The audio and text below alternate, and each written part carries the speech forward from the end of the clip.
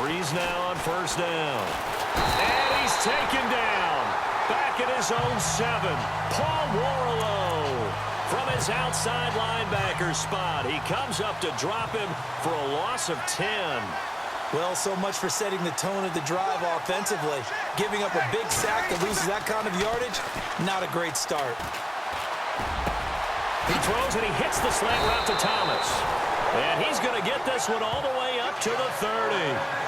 23 yards on the play.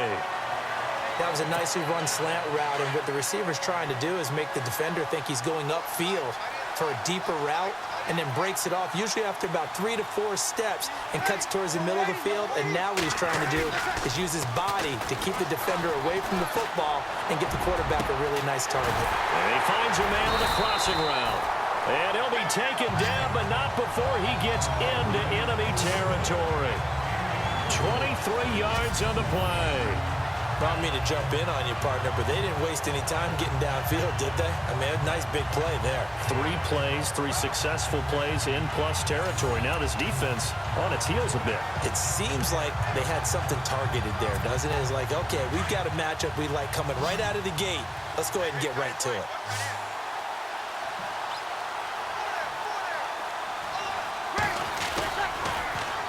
Now a play fake here on first down. And he's got some space here. And he'll go out of bounds right around the 40. Nice work to get 7 out of that, and it's second down. And before this second down play, we'll get a whistle, a signal, and a timeout. They'll have 2 remaining as we step aside here in this first quarter.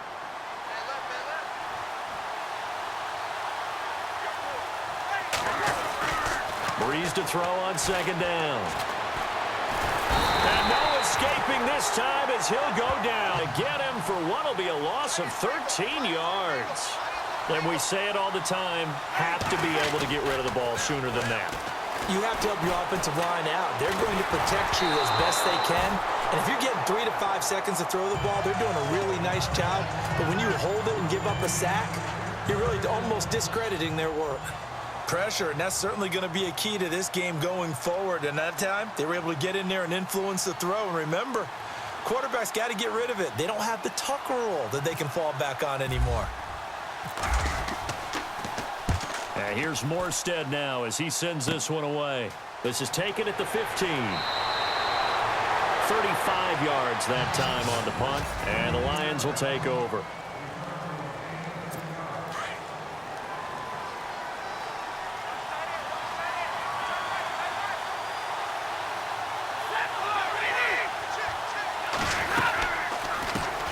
Now the Notre Dame man, this is Theo Riddick. And he'll go down right at the 30-yard line. Give him 5 on the carry there, and it'll be second down. All right, let's get a peek at these starters here in the Golden Child. Golden Tate. Love his versatility because you can use him anywhere in your offense. And he's an excellent kick returner. Loves to play the game, plays with passion.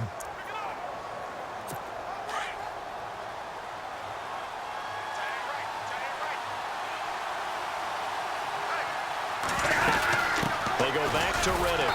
And he'll lose yardage here, going down back at the 28. It's a loss of 2, now third down. So the Lions go backwards there, and unfortunately that's something they saw a lot in 2015. They had the fewest rushing yards of any team in the NFL.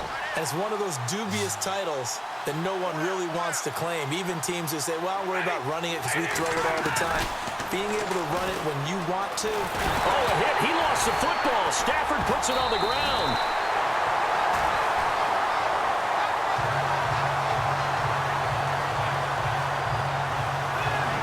Plays like this where the ball comes free, it's often unusual for the team that lost it to get it back because this is the quarterback. The ball gets away from him. Everyone else is trying to execute what they're supposed to do on offense. They're usually looking in the other direction, downfield, or have moved away from him. In this case, though, a teammate is able to come up with the ball. And here now the punter, Martin, booming this one away. And here's a fair catch taken at about the 24-yard line. A big kick that time, 52 yards. And the Saints will take over with a first down and 10. And now back out comes the offense. But you're a defensive guy. You're okay with a couple of punt drives. Listen, I'm the guy that loves a 0-0 pitch game. All right, in baseball, I can handle that going into the 7th inning. I think the crowd, though, they want to see a little bit more excitement. Let's see if someone can break something free on offense and get going. Offense at a premium the last 2 drives. A gain of 32 that time. There will always be a place for methodically marching the ball downfield. But when you can pick it up in big chunks and strike like that and have explosive plays, that's often the difference in winning and losing. Those types of plays that can knock a defense off balance, that'll drive a team towards a victory. They'll tussle for it, and this is going to be caught. Give him 30 yards there. Awfully nice when you have an athletic tight end who can go up and get the football. But when they're running a corner route, if they may have any type of a fake inside, and they make the break to the corner, it's like they're running downhill away from defenders, and that usually gives them space to make a nice catch. 2 yards on the carry there. It'll be 2nd down. 8 yards to go here on 2nd down.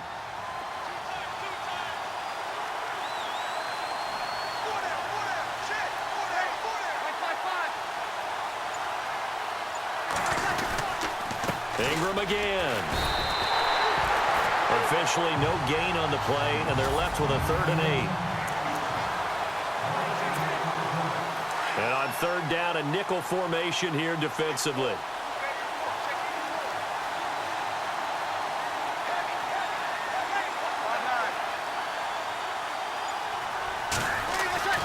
Throwing now is Breeze.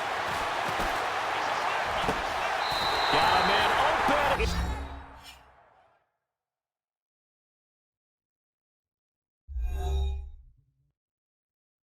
It's Thomas. It's a touchdown for New Orleans. With the first touchdown of this Super Bowl. And the Saints have taken the early lead. And on the grandest of stages, with the whole world watching the Super Bowl, they come out and get the first points. I don't know how you feel about it, Brandon, but for me, watching the beginning of the Super Bowl, I've often wondered how come it's not just a fumble fest? How come the ball's not all over the place? The nerves, the interim in between of the 2 weeks waiting for the game. But this team came out and handled it just like it was a regular season walk in the park. Terrific start. That's fielded in the end zone. And he'll elect not to return this one, so they'll bring it out to the 25 on the touchback. Change the possession here. Now, caution, many of these guys could be resigned, I know, but who are some of them? Kirk Cousins is one. Yeah, we're talking about difference makers. Kirk Cousins at the quarterback position. He's going to be coveted around the league by quarterback-needy teams. Case Keenum had a big year. Could he move? But how about running backs? Le'Veon Bell, Dion Lewis, some pass catchers, Jimmy Graham, Jarvis Landry, Sammy Watkins. And about the guy who goes and gets quarterbacks, DeMarcus Lawrence had a monster year for Dallas last season. Yeah, a lot of big names that could be out there as free agents. It's brought in left side by Tate.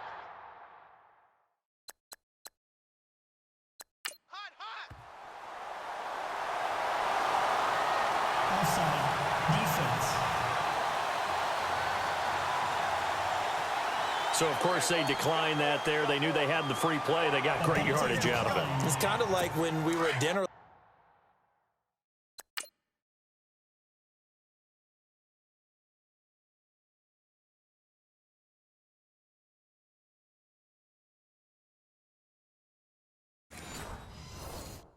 Last night, you saw me reach for the check, so you ordered dessert on top of it, right? You said you had the free play. Yeah. Right, already had what you needed. Go ahead and get a little more on top. I like it. They'll run it now out of the gun. And they went the wrong way there. Losing yardage back at the 43-yard line. That'll set them back with a loss of 3 on the play. And that'll make this a 2nd and 13. Yeah, now it was a safety that came through and made the play. But there's no doubt in my mind, he hits like a linebacker. We see a lot of that in today's NFL, don't we? And that time we do indeed. A big hit for a loss. And a minimal gain here as he's up to about the 47-yard line. Give him 3 on the play, and it'll be 3rd down. We haven't seen much from him running the football here in this first quarter. No, you're right about that. We haven't seen much of him at all so far. They've stacked him up pretty well, but when you're trying to run the football, sometimes you got to play the long game. Keep handing it to him, and some of those runs that aren't working now, they turn into 6, 7, 8, and maybe more later on. Stafford to Jones, enough for a Lion first down. An ex-teammate used to tell me all the time, I hate experienced quarterbacks because no matter what, you really can't hide what you're doing. And I think that right there, he knew right away where the blitz was coming from, where his primary guy was going to be, and he ended up going to a secondary target for a nice game. I was just going to ask you, that wasn't the primary target. He's so good at that, isn't he? I think he knew right away that he wasn't going to get to his primary guy. I think he read that as soon as he got to the line of scrimmage, knew where the pressure was going to come from, and said, I know how to beat that, and that's what he did.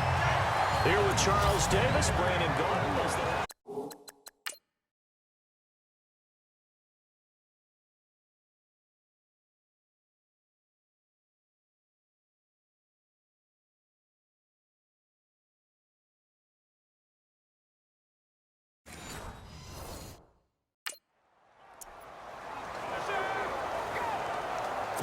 Offense walks to the line for play number 7 of the drive.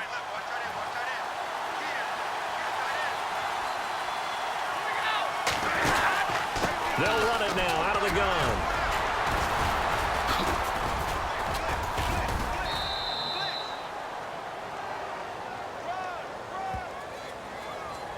Offside. Defense. So naturally they will decline it. They got the first down anyway on the play. Who needs a penalty when you picked up the first down through hard work and effort anyway? First down. I think they like this drive a little bit better there, partner. Running game helping out, picking up some of the slack. Because remember the last drive, they went 3 and out. On the ground, it's Riddick. And he takes this one in for a Lions touchdown. Theo Riddick scampering home from 19 yards out. And the Lions are an extra point away from tying this thing up. I know we don't talk about it enough, but the intelligence level of the guys up front blocking, the offensive linemen, maybe the smartest guys in football overall. Add in a little bit of athleticism and a whole lot of toughness, you've got a lot to deal with, don't you? That's why the guys in the backfield get them really nice Christmas gifts, right? If they're smart, they do. And it's up and good.